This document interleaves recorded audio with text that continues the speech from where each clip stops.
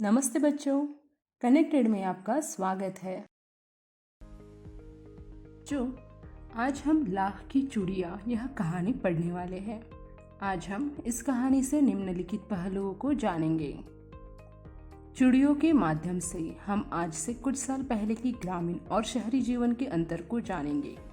यह पाठ ग्रामीण और शहरी जीवन के कम होते अंतरों के बारे में बताएगी। बच्चों, प्रस्तुत कहानी के लेखक कामता नाथ है। उनका जन्म लखनऊ में 22 सितंबर 1935 को हुआ था।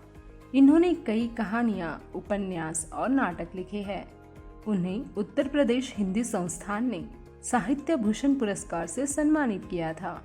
उनकी कुछ प्रसिद्ध रचनाएं सुबह होने तक, सब ठीक हो जाएगा, दिशाहीन आदि है। हमारे आज के पाठ का नाम लाख की चूड़ियाँ यह है। यह कहानी शहरीकरण और औद्योगिक विकास से गांव के उद्योग के खत्म होने के दुख की जाहिर करती है। यह कहानी एक बच्चे और बदलू मामा की है। इस कहानी में लेखक विपरीत परिस्थितियों में भी अपने उसूल को न त्यागने की सीख देते हैं। तो बच्चों, कौन पढ़ेगा अगला पन्ना? सारे गांव में बदलू मुझे सबसे अच्छा आदमी लगता था, क्योंकि वो मुझे सुंदर सुंदर लाख की गोलियां बनाकर दिया करता था। मुझे अपनी मामा के यहाँ जाना इसलिए भी बहुत पसंद हुआ करता था, क्योंकि जब मैं वहाँ से लौटता था तो मेरे पास बहुत सारी लाख की गोलियां होती, रंग बिरंगी गोलियां, जो किसी भी बच्चे को मन मोह ले। वैसे तो मामा के गांव का होने के कारण मुझे बदलू को बदलू मामा कहना चाहिए, पर मैं उसे बदलू काका कहा करता था, जैसे कि गांव के सभी बच्चे कहते थे। बदलू का मकान कुछ ऊंचे पर बना था। मकान के सामने बड़ा सा आंगन था, जिसमें एक नीम का पेड़ लगा हुआ था। उसके नीचे ही बैठकर वो अपना काम किया करते थे। तो बच्चों, कौन पढ़ेगा अगला पन्ना? बदलू जब चूड़ियाँ बनाता था तब उसके बगल में एक भट्टी धकती रहती थी, जिसमें वह लाख पिघलाया करता था। सामने लकड़ी की चौखट रहती थी, जिसमें वह लाख के मुलायम होने पर सलाख के समान उन्हें पतला करके उन्हें चूड़ियों का आकार दिया करता था। वही पास में 4-6 बैलन जैसी मुंगेरियाँ रखी रहती थी, जो आगे से पतली और पीछे से मोटी होती। लाख की चूड़ियों को आकार देकर वह उन्हें मंगोरियों पर चढ़ाकर उन्हें गोल व चिकना बनाता। फिर एक एक करके पूरे हाथ की चूड़ियाँ बना लेने के बाद उन पर रंग करता था। बदलू हमेशा यह काम एक पुरानी सी मछली पर बैठकर करता था, और उसके बाजू में हमेशा हुक्का रहा करता था, जिसे वो बीच बीच में पिया करता था। तो बच्चों, कौन पढ़ेगा अगला पन्ना? गांव में मेरा अधिकतर दोपहर का समय बदलू के साथ ही बीतता था। वो मुझे लल्ला कहता और मेरे वहां पहुंचते ही मेरे लिए मछियाँ मंगवा देता था। मैं घंटों बैठे बैठे उसे चूड़ियाँ बनाते देखता। वह हर दिन लगभग 4-6 जोड़ी चूड़ियाँ बनाता।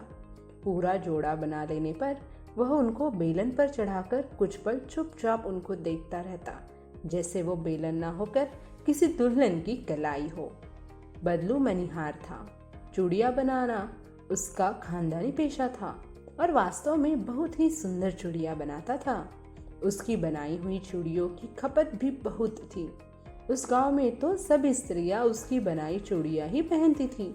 आसपास के गांव के लोग भी उससे चूड़ियाँ ले जाते थे, परंतु वह चूड़ियों को पैसे से नहीं बेचता था। उसका अभी तक वस्तु के बदले अनाज लेने का तरीका था, तो लोग अनाज के बदले उससे चूड़ियाँ ले जाते थे। तो बच्चों, कौन पढ़ेगा अगला पन्ना?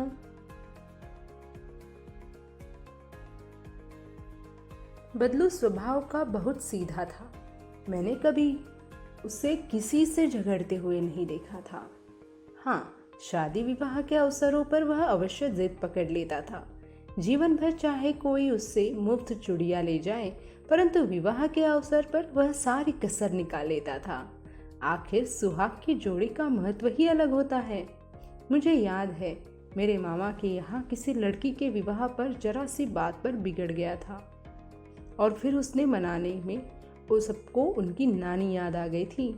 विवाह में चूड़ियों के जोड़े का महत्व इतना बढ़ जाता था कि उसके लिए उसके घर वालों को सारे वस्त्र मिलते, ढेरों अनाज मिलता, उसको अपने लिए पगड़ी मिलती और रुपए मिलते, वो अलग। यदि संसार में बदलू को किसी बात से चिढ़ थी तो वह थी कांच की चूड़ियों से। यदि किसी स्त्री के हाथ में उसी कांच की चूड़ियाँ दिख जाती थी तो वो मन ही मन बहुत गुस्सा होता। कभी कभार तो वो उनको 2-4 बातें भी सुना देता था। तो बच्चों, कौन पढ़ेगा अगला पन्ना? मुझसे तो वो घंटों बातें करता था। कभी मेरी पढ़ाई के बारे में पूछता, कभी मेरे घर के बारे में, और कभी यूं ही शहरों के जीवन के बारे में। मैं उससे कहता कि शहर में तो सब कांच की चूड़ियां पहनते हैं, तो वह कहता शहर की बात और है, वहाँ तो सभी कुछ होता है। वहाँ तो औरतें अपने पति का हाथ पकड़कर सड़कों पर घूमती हैं और फिर उनकी कलाइयाँ नाजुक होती हैं, लाख की चूड़ियाँ पहनने से मोच न आ जाए। कभी कभी बदलू मेरी अच्छी खातिरदारी भी करता था।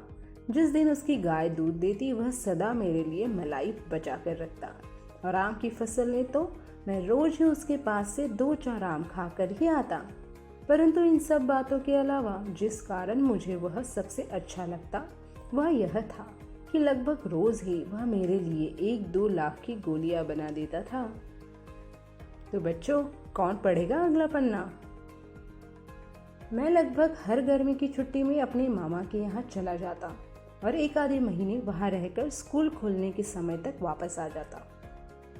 परंतु 2-3 बार ही मैं अपने मामा के यहाँ गया होऊंगा कि तभी मेरे पिता का दूर शहर में तबादला हो गया और एक लंबे समय तक मैं अपने मामा के गांव न जा सका।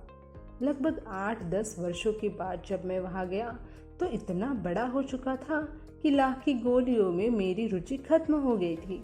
इसलिए गांव में होने के बाद भी कई दिनों तक मुझे बदलू का ध्यान न आया। इस बीच मैंने देखा कि लगभग गांव की सभी स्त्रियां कांच की चूड़ियां पहनती हैं। विरले ही हाथों में मैंने लाख की चूड़ियां देखी। तब एक दिन ऐसे ही मुझे बदलू का ध्यान हो गया। बात यह हुई कि बरसात में मेरे मामा की छोटी लड़की आंगन में फिसलकर गिर पड़ी और उसके हाथ में चूड़ी टूटकर उसकी कलाई में घुस गई और उससे खून बहने लगा। मेरे मामा के उस समय घर पर न होने के कारण मुझे ही मरहम पट्टी करनी पड़ी। तब मुझे एकदम बदलू का ध्यान हो आया और मैंने सोचा उससे मिल आऊं। तो बच्चों, कौन पढ़ेगा अगला पन्ना? शाम को घूमते घूमते उसके घर चला गया। बदलू वही नीम के नीचे खाट पर लेटा था। नमस्ते बदलू काका, मैंने कहा। नमस्ते भैया, उसने मेरे नमस्ते का उत्तर दिया और उठकर खाट पर बैठ गया। परंतु उसने मुझे पहचाना नहीं और देर तक मेरी ओर देखता रहा। मैं हूँ जनार्दन, काका आपके पास से गोलियां बनवा कर ले जाता था। मैंने अपना परिचय दिया। बदलू फिर भी चुप रहा, मानो वो अतीत के पल याद कर रहा हो। और तब वह एकदम से बोल पड़ा, आओ आओ लल्ला, बैठो, बहुत दिन बाद गाँव आए। हाँ, इधर आना नहीं हो सका काका, मैंने चारपाई पर बैठते हुए उत्तर दिया। कुछ देर फिर शांति। मैंने इधर उधर दृष्टि दौड़ाई, न मुझे उसकी मच्छियाँ नजर आई न ही भट्टी। तो बच्चों, कौन पढ़ेगा अगला पन्ना? आजकल काम नहीं करते काका? मैंने पूछा। नहीं लल्ला, काम तो कई सालों से बंद है। मेरी बनाई हुई चूड़ियाँ कोई पूछे तब तो। गांव गांव में कांच का प्रसार हो गया है। वह कुछ देर चुप रहा, फिर बोला, मशीन युग है लल्ला, आजकल सबका मशीन से होता है। खेत भी मशीन से जोते जाते हैं और फिर जो सुंदरता कांच की चूड़ियों में होती है, लाख में वो कहाँ संभव है। लेकिन कांच बड़ा खतरनाक होता है, बड़ी जल्दी टूट जाता है। मैंने कहा। नाजुक तो होती है लल्ला। कहते कहते उसे खांसी आ गई और वो देर तक खांसता रहा। मुझे लगा उसे दमा है। समय के साथ उसका शरीर ढल चुका था। उसके हाथ और माथे पर नसें उभर आई थी। न जाने कैसे उसने मेरी शंका भांप ली और बोला, दमा नहीं है मुझे, फसली खांसी है। यह महीने 2 महीने से आ रही है, 10-15 दिन में ठीक हो जाएगी। मैं चुप रहा।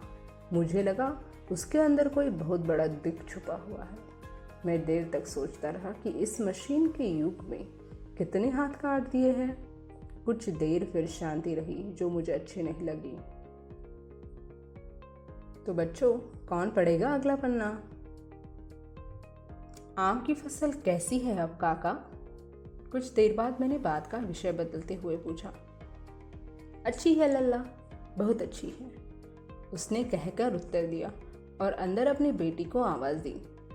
अरे रज्जो, लल्ला के लिए आम तो ले आओ। फिर मेरी ओर मुख करके बोला, माफ करना लल्ला, तुम्हें आम खिलाना भूल गया। नहीं नहीं काका, आम तो इस साल बहुत खाए हैं मैंने कहा। वाह वाह, बिना आम खिलाए कैसे जाने दूंगा तुमको। मैं चुप हो गया। मुझे वो दिन याद आ गया जब वो मेरे लिए मलाई बचा कर रखता था। गाय तो अच्छी है ना काका? मैंने पूछा। गाय कहा लल्ला, 2 साल हुए मैंने बेच दी, कहाँ से खिलाता। इतने में रज्जू, उसकी बेटी अंदर से एक डलिया में ढेर से आम ले आई।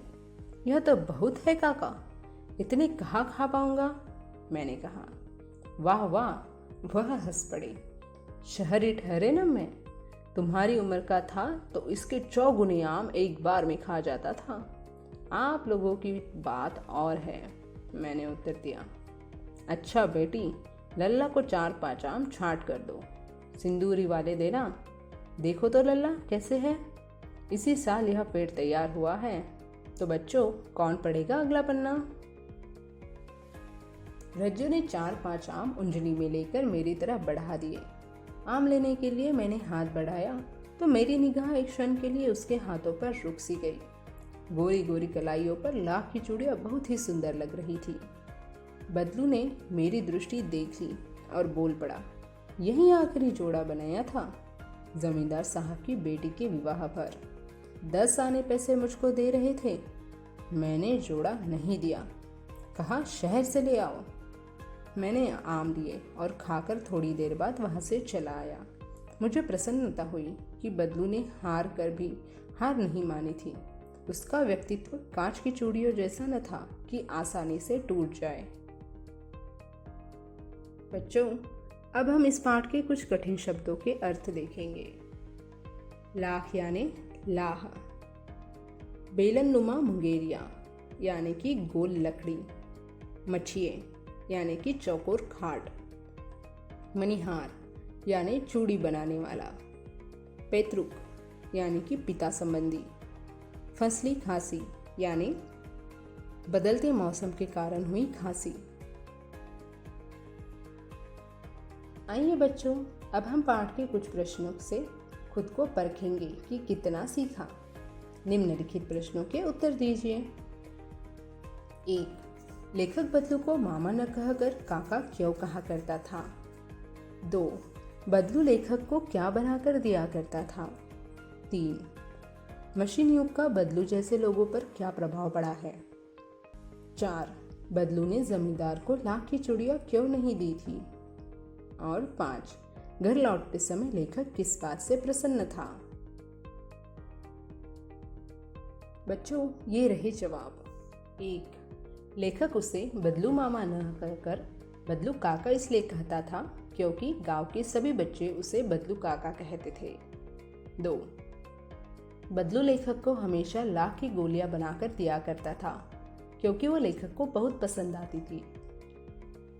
3. मशीनी युग के कारण लोग हाथ के बने सामान न लेकर चमक दमक वाली वस्तुएं लेना ज्यादा पसंद करते हैं, जिस कारण बदलू जैसे कारीगरों का काम ठप हो गया है और लोग न उनकी कला की इज्जत की ना ही उनको सम्मान करते हैं। 4.